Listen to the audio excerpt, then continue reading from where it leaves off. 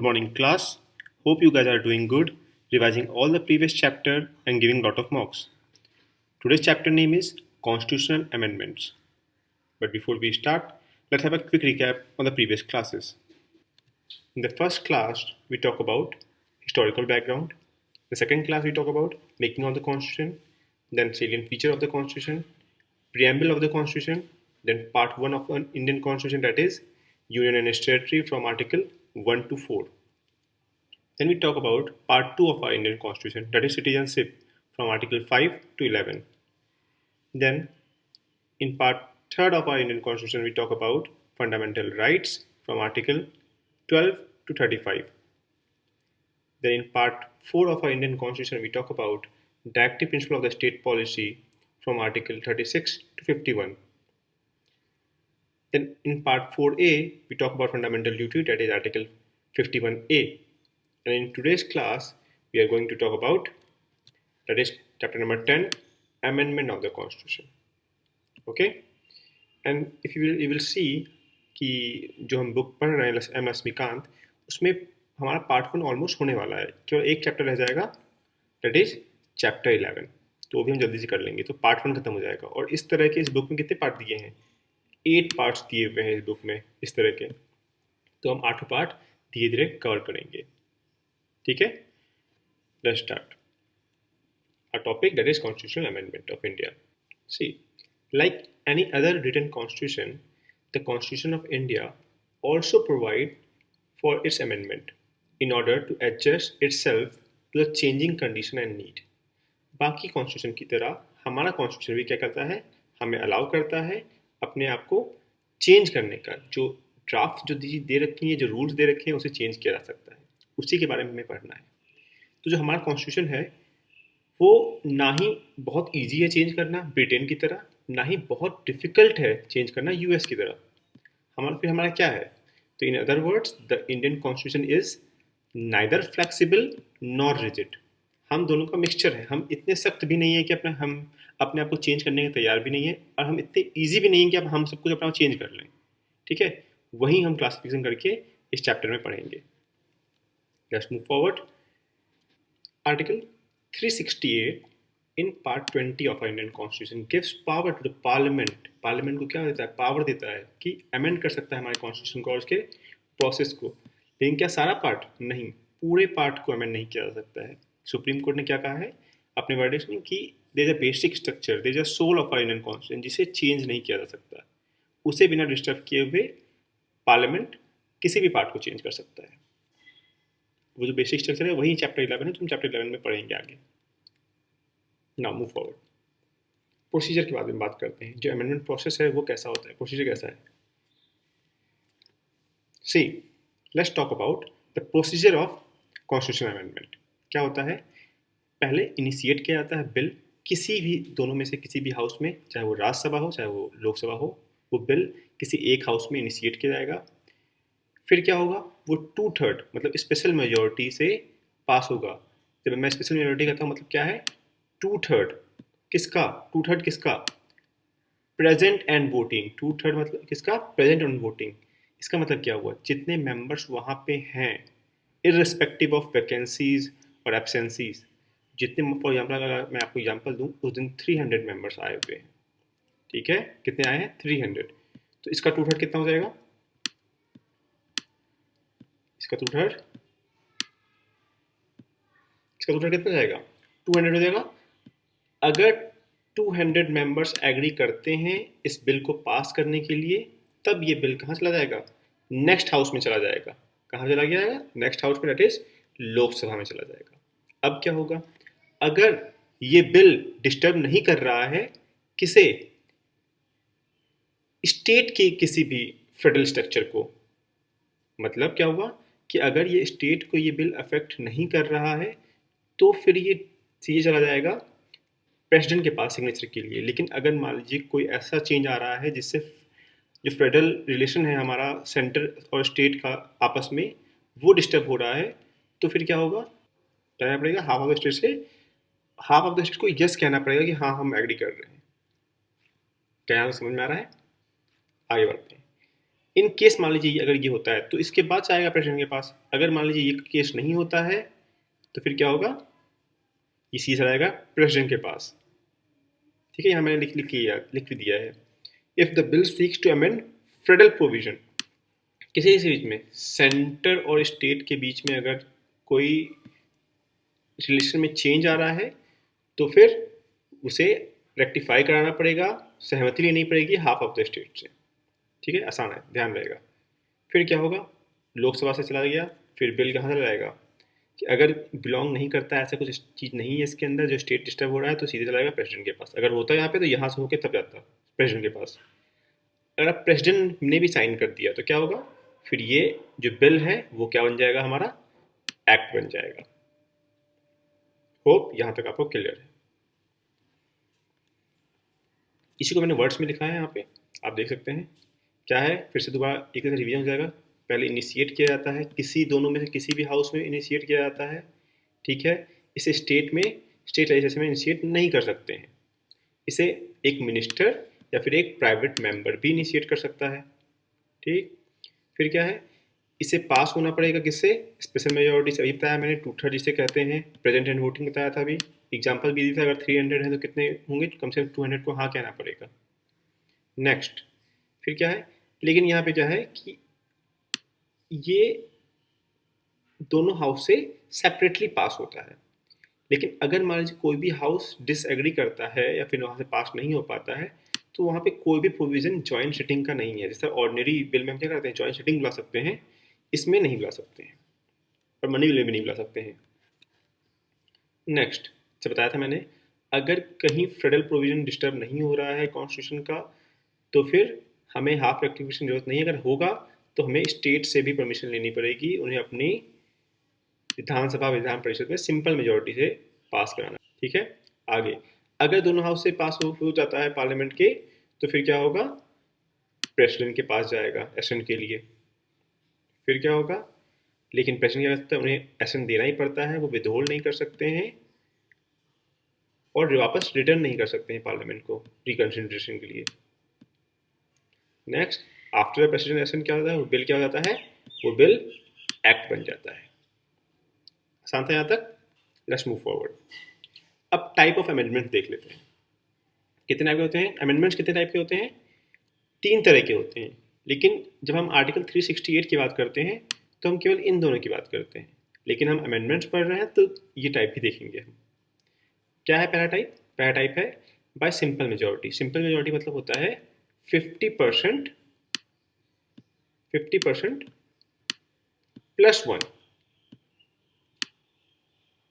+1। इसका भी एग्जाम्पल लेते हैं। फॉर एग्जाम्पल आपको 100 मान लीजिए 100 मिनिस्टर्स हैं वहाँ पे, और किसी चीज़ को पास करना है जिसमें हमें सिंपल मेजोरिटी चाहिए। इसका 50% कितना हो जाएगा, इसका 50% हो जाएगा 50 हो जाएगा, और +1 कर देंगे तो ये हो जाएगा 51। तो सिंपल है कि हमने 51 मेंबर अगर हाँ कहते हैं तो जो चीज़ें सिंपल मेजोरिटी से चेंज हो सकती हैं वो हो जाएंगी। अभी हम देखेंगे भी। फॉर एग्जांपल किसी भी स्टेट का नाम चेंज करना हो, बाउंड्री अल्टर करनी है, तो क्या है, ये सब सारी चीज़ें हैं सिंपल मेजोरिटी में आती हैं। इमॉल्वमेंट ऑफ द प्रेसिडेंट है, ये सब चीज़ें सिंपल मेजोरिटी से चेंज आती हैं। अभी हम आगे देखने भी वाले हैं ये सब चीज़ें।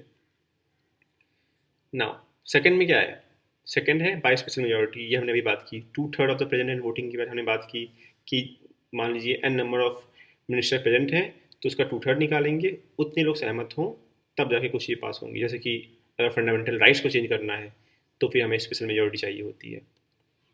फिर हम बात करते हैं by special majority and rectification. Rectification किसका, हाफ ऑफ द स्टेट का। ये कब चाहिए होता है, अभी मैंने आपको एक्सप्लेन किया कि एक फेडरल स्ट्रक्चर हम फॉलो करते हैं जो कि बैलेंस क्रिएट करता है किसी से में, सेंटर और स्टेट के बीच में। अगर वो डिस्टर्ब होगा, वो अगर आपस में रिलेट करेंगे तो स्टेट की भी परमिशन लेनी पड़ेगी। अगर रिसेंट का आपको एग्जांपल बताऊं, जब जीएसटी को लाया गया था तो उससे हाफ ऑफ द स्टेट से परमिशन लिया गया था, रेक्टिफाई कराना पड़ा था, क्योंकि उसे सेंट्रल और स्टेट दोनों रिलेट कर रहे थे। आगे बढ़ते हैं। बता दिया मैंने आपको 3 तरह के अमेंडमेंट होते हैं। Simple amendment by simple majority of the parliament, amendment by special majority of the parliament, amendment by special majority of the parliament and rectification of at least half of the state legislature, ये बता दिया मैंने। A number of provision in Indian constitution can be amended by simple majority of two houses of parliament outside the scope of article 368। क्या मैंने बताया था आपको, starting में बताया था, क्या बताया था कि जो 3 टाइप्स हैं उसमें से जो पहला टाइप है वो आर्टिकल 368 में फॉलो नहीं करता है। ठीक है, सिंपल है। तो कौन सी वो चीज़ें हैं बताया था मैंने, हमने जो पढ़ा था पार्ट 1 में पढ़ा था अपने इंडियन कॉन्स्टिट्यूशन के लेक्चर्स में, कि क्या था, जब नया स्टेट का एस्टेब्लिशमेंट करना हो उसके लिए भी हम सिंपल मेजोरिटी से एस्टेब्लिश कर लेते हैं, हमें उसमें स्पेशल मेजोरिटी नहीं चाहिए होती है पास करने के लिए। Formation of new state by altering the boundary, ठीक है, ये भी हमने बताया था कि सिंपल मेजोरिटी से हो जाता है। फिर क्या है, एबोलिशन और creation of legislative council in state, ये भी सिंपल मेजोरिटी से हो जाता है। जब स्टेट अपने यहाँ पे असेंबली में स्पेशल मेजोरिटी से पास करके सेंटर तक पहुँचाता है तो उसके बाद पार्लियामेंट में सिंपल मेजोरिटी से पास होके वहाँ पे काउंसिल बन जाती है, लेजिस्लेटिव काउंसिल बन जाती है। बताया था मैंने इन्वॉल्वमेंट ऑफ सैलरी के बारे में, जो इंक्रीमेंट या डिक्रीमेंट जो भी करना होता है वो यहाँ पे सिंपल मेजोरिटी से हो जाता है। अलायंस के बारे में, प्रिविलेजेस के बारे में जो गवर्नर को मिलती है, स्पीकर को मिलती है, वो भी हम जो चेंज करना हो सिंपल मेजोरिटी से हो जाता है। कोरम, कोरम क्या होता है, that is minimum number of member of parliament जो एक मीटिंग को स्टार्ट करने के लिए चाहिए होता है। अभी 10% है, तो अगर मान लीजिए इसको 10% को इंक्रीज करके 15% बनाने की बात हो रही है तो क्या होगा, वो सिंपल मेजोरिटी से ही पास होके 10 से 15 हो सकता है। अभी 10% है, मान लीजिए कि 300 मेंबर हैं तो फिर 10% क्या हो जाएगा उसका, 30 हो जाएगा। तो 30 मेंबर्स आएंगे तभी मीटिंग स्टार्ट होगी, वरना नहीं होगी। सैलरी एनालाइज ऑफ किसका, मेंबर ऑफ द पार्लियामेंट का, ये भी सिंपल मेजोरिटी से हो जाता है। जो रूल प्रोसीजर पार्लियामेंट में फॉलो होता है वो भी सिंपल मेजोरिटी से हो सकता है। Privileges of parliament and its member and committees, ये भी सिंपल मेजोरिटी से हो जाएगा। Use of English language in parliament, ये भी सिंपल मेजोरिटी से। नंबर ऑफ जजेस कितने रहेंगे सुप्रीम कोर्ट में, ये भी सिंपल मेजोरिटी से चेंज हो सकता है। Conferment of more judiciary of supreme court, ये भी आपका सिंपल मेजोरिटी से चेंज हो सकता है। सॉरी, ये 2 बार लिख गया है, इसे हम काट देते हैं। सिटीजनशिप का एक्विजिशन हो या टर्मिनेशन हो, ये भी सिंपल मेजोरिटी से हो जाता है। ठीक है, जैसे आपने अभी देखा होगा अक्षय कुमार को टर्मिनेट कर दिया गया है सिटीजनशिप से, क्योंकि उन्होंने कहीं और की सिटीजनशिप एक्वायर कर ली थी, कनाडा की सिटीजनशिप एक्वायर कर ली थी, तो उन्हें टर्मिनेट कर दिया गया। Now next, election to the parliament and state legislation, ये भी सिंपल मेजोरिटी से। डिलिमिटेशन ऑफ द कॉन्स्टिट्यूएंसी, ये भी सिंपल मेजोरिटी से जाता है, चाहे तो कॉन्स्टिट्यूएंसी या यूनियन टेरिटरी का, ये दोनों एक ही लाइन में है। क्या है, fifth schedule administration of schedule area and schedule tribe, ये भी सिंपल मेजोरिटी से हो जाता है। नाउ 6th वन, सेम, इसका भी एडमिनिस्ट्रेशन सिंपल मेजोरिटी से नहीं किया सकता है। और आपको मैंने लिस्ट का नाम बताया था कि इनमें जो 4 स्टेट हैं वो कौन कौन से, ट्रिक बताया था, क्या ट्रिक था, ATM², A stand for Assam, T Tripura, 2 जो M थे वो है मेघालय, मिजोरम। ये भी बताया था मणिपुर नहीं है, ऑप्शन में पहला मणिपुर ही होता है, तो ये कंफ्यूज नहीं होना है। तो मैंने जो भी आपको ये लिस्ट में सारी जो एग्जॉस्टिव लिस्ट बता दी मैंने, सारी तो इंपॉर्टेंट नहीं है लेकिन मैंने आपको दे दिया है। तो अब ये रटना नहीं है, इसे मल्टीपल टाइम्स रीड करना है, आपको अपने आप ध्यान में आने लगेगा। यहाँ तक तो मैंने बताया ही था आपको, जो चैप्टर्स आ रहे थे साथ ही साथ बता रहा था कि सिंपल मेजोरिटी से बनते हैं ये सब चीज़ें। ये जो आपकी नहीं होंगी ये भी आगे वाले चैप्टर्स में आएंगी, रटना नहीं है आपको, मल्टीपल टाइम रीड करना है बस। Now second, the special majority of parliament. अब स्पेशल मेजोरिटी की बात करेंगे, क्या था, दैट इज 2/3। अभी एक्सप्लेन किया था मैंने, 2/3 किसका, प्रेजेंट एंड वोटिंग का चाहिए आपको। तो क्या कह रहा है, the majority of the provision of the constitution need to be amended by a special majority of the parliament, that is a majority that is more than 50%। 50% से ज़्यादा वाली जो है वही स्पेशल मेजोरिटी है। 50% तो सिंपल मेजोरिटी होती है। That is total member of the each house, a majority of 2/3 of the member of each house present and voting। जो एक्सप्रेशन टोटल मेंबर्स हैं वो क्या है, the total members comprise of the house irrespective of the fact that is there is vacancies और absences। इसको हटा के देखते हैं। फिर क्या है, अभी तो हमने सिंपल मेजोरिटी में एग्जॉस्टिव लिस्ट देखी थी पूरी बड़ी सी, इसमें ऐसा नहीं है, इसमें केवल 3 है। 3 कौन से, पहला फंडामेंटल राइट्स जो भी बताया था मैंने आपको, फिर क्या है डायरेक्टिव प्रिंसिपल, और उसके बाद जो थर्ड है आपका वो है जो चीज़ें फर्स्ट में आ गई, अभी जो चीज़ें थर्ड में आ जाएंगी उसको छोड़ के जितने भी चेंज हमें लाने हैं वो हम किससे लाएंगे, स्पेशल मेजॉरिटी से लेके आएंगे, दैट इज टाइप 2। ठीक है, फंडामेंटल राइट्स में कुछ कोई चेंज लाना हो, रेक्टिफिकेशन में कोई चेंज लाना हो, और ये तो एक वाइडर टर्म हो गया एक्सप्लेन करने के लिए। जो फर्स्ट और थर्ड कैटेगरी में नहीं फॉल करेगा वो सेकंड में फॉल करेगा। होप यहाँ तक क्लियर है। नाउ थर्ड वन जो इंपॉर्टेंट है, क्या है इसमें बताया मैंने आपको, स्पेशल माइनॉरिटी चाहिए लेकिन साथ में कंसर्न चाहिए स्टेट का, हाफ ऑफ द स्टेट का कंसर्न चाहिए। ठीक है, स्टार्ट करते हैं। Those provision of the constitution which are related to the federal structure of the polity can be amended by a special majority of the parliament and also half of the state legislature by a simple majority। क्या है, concern देना चाहिए half of किसको, centre को या parliament को, by state legislature. फिर क्या है, इफ वन, अगर एक या कुछ, सम या रिमेनिंग जो रह जाएंगे, वो अगर कोई एक्शन नहीं भी करते हैं बिल पे तब भी मैटर नहीं करता है। वो क्या होगा, वो अगर हाफ ने हाँ कह दिया तो फिर वो पास हो गया। ठीक है, और लेकिन एक और चीज़ है जिसको क्रिटिसाइज भी करते हैं कुछ पॉलिटिकल थिंकर्स, कि कोई टाइम लिमिट नहीं दिया गया है इस कंसर्न को देने के लिए। हाँ या ना बोलने की कोई टाइम लिमिट नहीं दी गई है स्टेट को। मान लो बिल गया वहाँ पे, तो वो जब तक चाहे तब तक हाँ या ना का जवाब दे सकते हैं। तो जो मैंने आपको ये एक्सप्लेन किया, ये simple majority and concern of the state के बारे में, उसमें क्या क्या चीज़ें आती हैं। तो वो चीज़ें जिससे सेंटर और स्टेट के रिलेशन अफेक्ट होंगे, वो सारी चीज़ें आएंगी। पहला, इस प्रोसेस से क्या चेंज होता है वो देखते हैं। जैसे election of the president according इसके चेंज हो सकता है। फिर क्या है, और ऐसा क्यों है ये भी आप ध्यान अगर देंगे, क्यों इसका इलेक्टोरल कॉलेज बनता है जहाँ पे राज्यसभा और लोकसभा दोनों की इंपॉर्टेंस होती है, मतलब स्टेट और स्टेट की भी इंपॉर्टेंस होती है यहाँ पे। तो अगर इसमें चेंज लाओगे तो फिर आपको स्टेट से भी पूछना पड़ेगा, हाफ ऑफ द स्टेट से आपको रेक्टिफाई कराना पड़ेगा। फिर क्या है, एक्सटेंड ऑफ एग्जीक्यूटिव पावर, अगर एग्जीक्यूटिव पावर एक्सटेंड कर रहे हो यूनियन की और या फिर स्टेट की, तो फिर आपको ये भी करना पड़ेगा, फिर से पूछना पड़ेगा स्टेट से। फिर क्या है, सुप्रीम कोर्ट और हाई कोर्ट के जज अपॉइंट करना है तो उसमें कुछ चेंज लाना है तो उसमें भी आपको स्टेट से पूछना पड़ेगा। फिर क्या है, distribution of legislative power distribute कर रहे हो किसमें, इसमें यूनियन और स्टेट में अगर कुछ कर रहे हो तो फिर आपको पूछना पड़ेगा। जीएसटी काउंसिल का मैंने अभी एग्जाम्पल दिया था, रीसेंट का एग्जाम्पल है ये, उसमें भी हमें हाफ ऑफ द स्टेट से रेक्टिफाई कराना पड़ा था। वो अलग बात है कि BJP most of the state में थी तो आराम से पास हो गई। फिर क्या है, कोई भी चेंज जो 7th शेड्यूल में आएगा तो उसके लिए भी हमें स्पेशल मेजॉरिटी चाहिए होगी और रेक्टिफाई कराना पड़ेगा। 7th शेड्यूल है क्या, दैट इज सेंटर और स्टेट का जो लिस्ट है सबका, यूनियन लिस्ट, स्टेट लिस्ट और कॉन्करेंट लिस्ट, ये सब कहाँ पे है, वहीं पे है। तो अगर उसमें कोई चेंज आते हैं तब भी आपको यहाँ पे पूछना पड़ेगा, रेक्टिफाई कराना पड़ेगा। फिर क्या है, representation of state in parliament, parliament में जो स्टेट की नंबर्स के में जो प्रेजेंट होते हैं वो भी अगर चेंज लाते हैं तब भी आपको पूछना पड़ेगा। और लास्ट वाला देखिए बहुत ही इंटरेस्टिंग है, power of the parliament to amend the constitution and its process, article 368 itself. 368 में खुद भी कोई चेंज लाना हो तब भी आपको इसे फॉलो करना पड़ेगा। ठीक है, आगे बढ़े। नाउ जो भी हमने बात की 3 क्लासिफिकेशन के बारे में, कौन कौन सी, पहला था वो अमेंडमेंट जो सिंपल मेजॉरिटी से ला रहे थे हम लोग। फिर हमने सेकंड बात किया वो अमेंडमेंट्स जो हम स्पेशल मेजॉरिटी से लेके आ रहे थे। उसके बाद हमने बात किया कि स्पेशल मेजॉरिटी प्लस क्या कंसर्न चाहिए होगा हाफ ऑफ द स्टेट का, वो भी हमने बात की। कि तीनों तरीके हमने देखे कि इस पर कुछ क्रिटिसिज्म किए गए हैं, वो भी देख लेते हैं। चैप्टर के कुछ लास्ट में अगर आपके पास बुक है तो आप देख सकते हैं।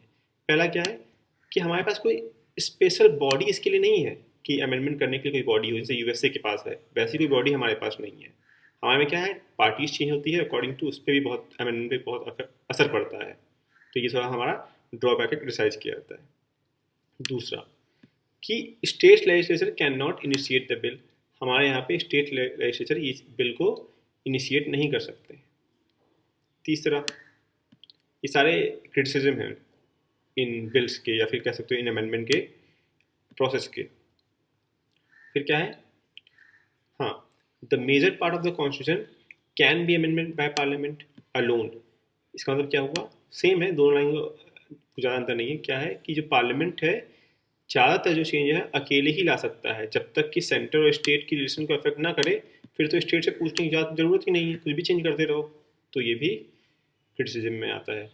फोर्थ क्या है, does not prescribe time frame. बताया था मैंने आपको कि कोई टाइम लिमिट नहीं है। आपने सेंटर से स्टेट पे भेजा, वो बिल भेजा, तो इनके पास कोई टाइम लिमिट नहीं होती कि कब तक इनको हाँ या ना बोलना है, कब करेंगे रेक्टिफाई, कब करेंगे रिजेक्ट, ऐसा कोई टाइमलाइन, टाइम फ्रेमवर्क नहीं है। फिर लास्ट वन, कोई भी प्रोविजन नहीं है जॉइंट रीडिंग का। जैसे बताया नहीं मैंने, अगर राज्यसभा ने हाँ कहा और इनके सेकंड हाउस में गया और लोकसभा में गया, लोकसभा ने ना कह दिया, तो ये होगा, ये बिल लैप्स कर जाएगा, ज्वाइंट सिटिंग का कोई प्रोविजन नहीं है। ठीक है, आगे बढ़ते हैं। अब हमने ये चैप्टर पढ़ लिया है, तो वीडियो को पॉज करिए, इस क्वेश्चन को पढ़िए और कमेंट बॉक्स में इसका आंसर दीजिए।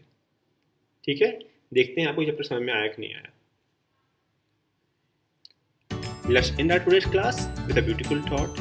It's hard to beat a person who never give up.